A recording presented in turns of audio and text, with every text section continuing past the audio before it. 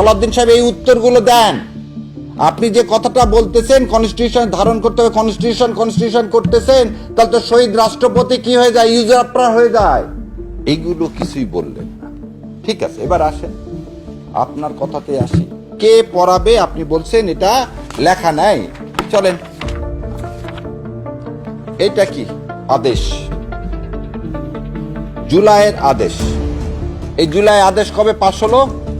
3রা November 2025। 3রা November 2025। আপনি বাংলাদেশ জাতীয়তাবাদী দল যদি ভাবেন যে এই জুলাই সনদ আদেশটা কি হয়নি, আইনত হয়নি, আপনি এতদিন চ্যালেঞ্জ করলেন না কেন? কিভাবে শপথ পড়াবেন সে তো দাওয়া আছে রে ভাই। It is already part of this constitution. শোনেন আপনি কি বলতে চাচ্ছেন। সংবিধানের তৃতীয় তফসিলে ফরম হয়, কে শপথ পাঠ করাবেন সেটা নির্ধারিত হয়, এতগুলো হয়ের পরে তারপরে হলে হতে পারে। উনি এখানে চারটা কথা বললেন। একটা কথা বললেন, সংবিধান সংস্কার পরিষদ যদি কনস্টিটিউশনের ধারণ হয়, যদি এই মর্মে কনস্টিটিউশন অ্যামেন্ডমেন্ট হয়, যদি শপথ এই কনস্টিটিউশন 3rd শিডিউলে ইনকর্পোরেট হয় এবং কে শপথ পড়াবে এটা নির্ধারিত হয়, তারপরে হইলে হতে পারে, হবে এই কথা উনি বলতেছেন না। সে যে কথাগুলো বললো, এই কথাগুলোর বিন্দু মাত্র কোনো আইনগত বা কোনো রকমের কোনো ভিত্তি নেই। তিনি বললেন যে আজকে শপথ তিনি নিতে পারছেন না কেন? শপথ কনস্টিটিউশনের কি 3rd শিডিউলে নাই, শপথ কে পড়াবেন সেটা নির্দিষ্ট নাই। তারপরে কি বলতেছে, এটা কনস্টিটিউশনের মধ্যে তো নাই। কি পাকিস্তানের ইলেকশনে যারা পার্টিসিপেট করলেন তাদেরকে দিয়ে একটা কনস্টিটিউশন অ্যাসেম্বলি গঠন করলেন।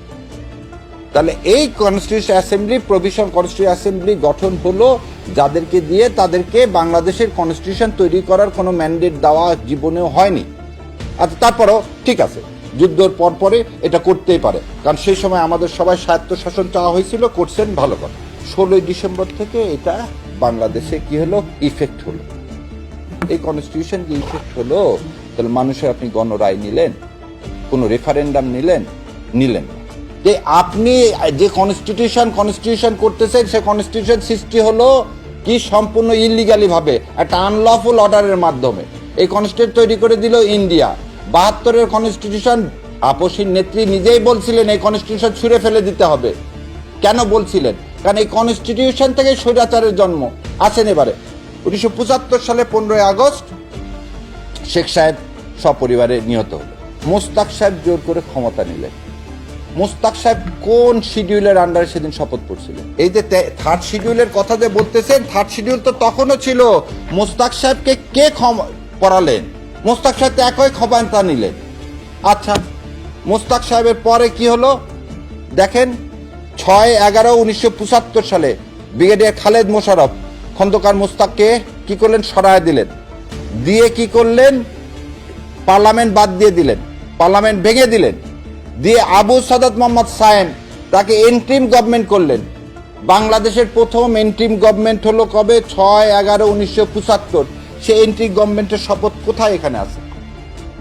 এই 3rd শিডিউলে সায়েম সাহেব যে শপথটা নিলেন সেটা কোথায় আছে? আচ্ছা, গেল সায়েম সাহেবের শপথ নাই। আসেন, প্রেসিডেন্ট জিয়াউর রহমান, শহীদ রাষ্ট্রপতি জিয়াউর রহমান 21শে এপ্রিল 1977 সালে বাংলাদেশের রাষ্ট্রপতি হলেন। এই সংবিধানের কোথায় CMLA? সে ছিল CMLA, chief marshal law administrator. কোন জায়গায় আছে এই সংবিধানের যে একজন চিফ মার্শাল ল অ্যাডমিনিস্ট্রেটর বাংলাদেশের রাষ্ট্রপতি হতে পারবে?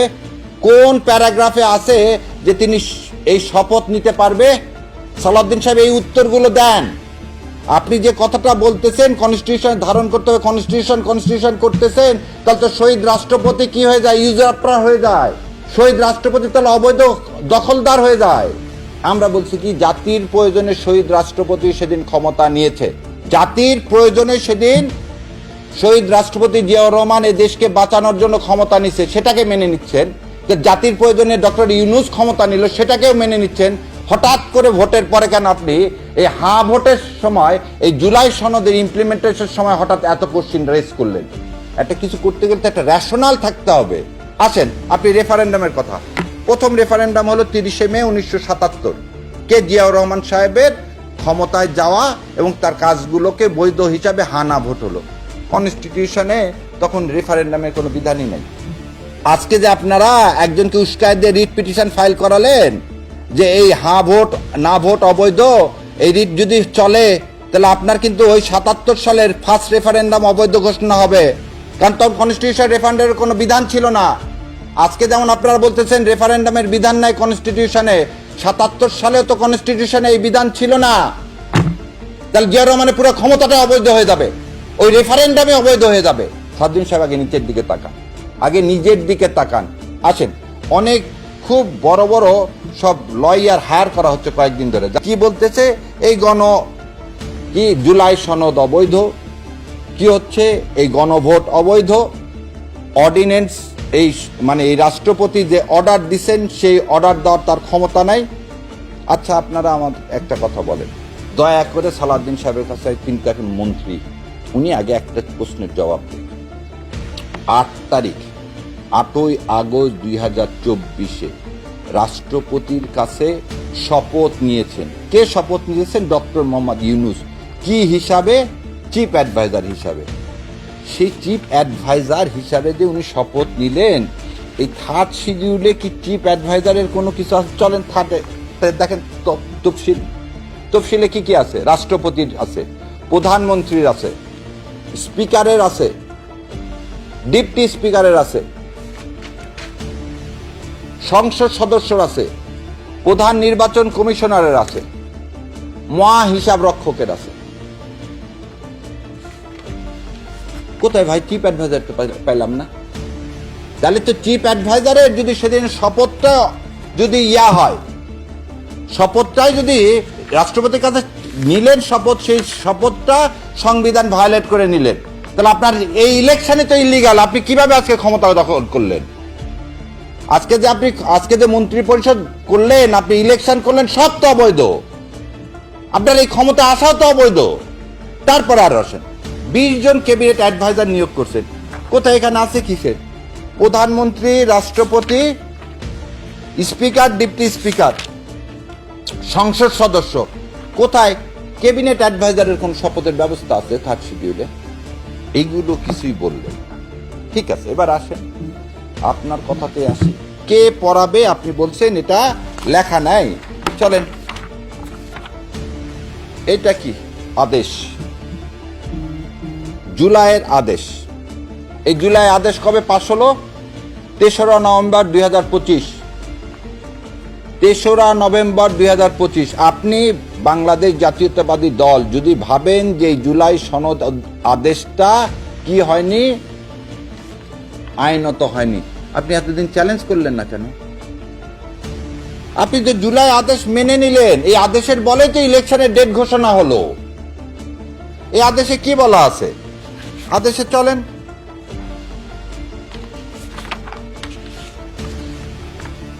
আদেশের 8 নম্বরে বলা আছে, দেখেন 8-এ, শপথ ও শপথকে পাঠ পরিচালনা করবে নির্বাচিত প্রতিনিধিগণ সংসদ সদস্য হিসাবে শপথ গ্রহণের পর একই শপথ অনুষ্ঠানে এই আদেশের তফসিল 1 অনুযায়ী পরিষদ সদস্য হিসাবে শপথ গ্রহণ করিবেন এবং অনুরূপ শপথপত্রে স্বাক্ষর দান করিবেন।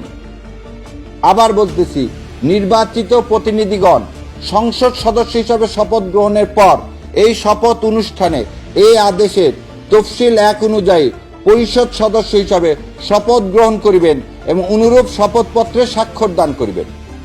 সংসদ নির্বাচনে নির্বাচিত সংসদ সদস্যের ক্ষেত্রে যিনি শপথ পাঠ করিবেন তিনি এই আদেশের তফসিল 1-এ বিধিত ফর্মে পরিষদের সদস্যদের শপথ পাঠ পরিচালনা করিবেন।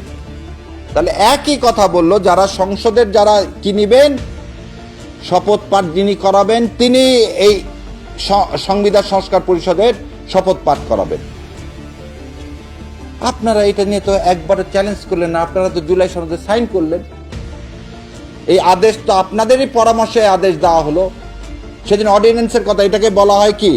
এইটা আজকে জুলাই সনদের যেটা হয়েছে এটাকে কি বলা হয়?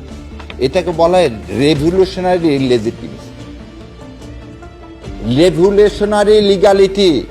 এইটা ডক্টর ইউনূস সাহেব যা যা করে গেছেন সেটা তো এর উপর ভিত্তি করে রে ভাই। একজন বলছেন যে অর্ডিন্যান্স করা যায়, অর্ডার দিলেন উনি, কিসের ভিত্তিতে অর্ডার তো দিলেন? এই যে এলএফও যেমন একটা অর্ডার, এলএফওতে কি লেখা আছে? Legal framework order, not an ordinance. তাহলে আপনার জুলাই সনদে তো একটা অর্ডার। 1970 সালের ভোট যদি হতে পারে যার উপর ভিত্তি করে কনস্টিটিউশনের সৃষ্টি, সেটা যদি আপনি মেনে নেন, তাহলে আজকে এটার উপর ভিত্তি করে আপনার মেনে নিতে সমস্যা কোথায়? সমস্যা অন্য জায়গায়। সমস্যাটা কি? নামটা দেখেন, সংবিধান সংস্কার পরিষদ, বলেনি সংবিধান অ্যামেন্ডমেন্ট পরিষদ। সংশোধন পরিষদ না, বলেনি সংস্কার পরিষদ বলছে, মানে নতুন কনস্টিটিউশন লিখতে হবে, যেটা হচ্ছে হাদিদের রক্তের। এই দেশে এখন এই রক্ত শুকায়নি, এই রক্তের মূল কথাটাই ছিল এটা। এবার আসেন, আপনি আজকে শপথ পড়লেন না, যে 4টা কারণ দেখায় কনস্টিটিউশনের কথা বলে, অ্যামেন্ডমেন্টের কথা বলে, শপথকে পড়াবেন তা না বলে, 3rd শিডিউলের কথা বলে শপথ পড়ানোর তফসিল এক তো দেওয়াই আছে। কিভাবে শপথ পড়াবেন সে তো দেওয়া আছে রে ভাই। It is already part of this constitution. কেন আপনি তো ভোট করার কথা এই কনস্টিটিউশন অনুযায়ী 2029 সালে, আপনি 26 সালে ভোট করছেন, আপনি ইউনূস সরকারকে মেনে নিছেন, তার মানে এই জুলাই সনদকে মেনে নিছেন। আমরা কেন বারবার বলতেছি যে কনস্টিটিউশন 2/3 কাজ করতেছে না? একটা কনস্টিটিউশন এবং জুলাই সনদ পাশাপাশি রেখে আমাদেরকে পড়তে হবে। এই তো তফসিল দেওয়া আছে কিভাবে শপথ নিবে। তাহলে এটা বলেন ইলিগাল, তাহলে ভোটের আগে বললেন না কেন? তাহলে তো আপনার ভোট বন্ধ হয়ে যায়।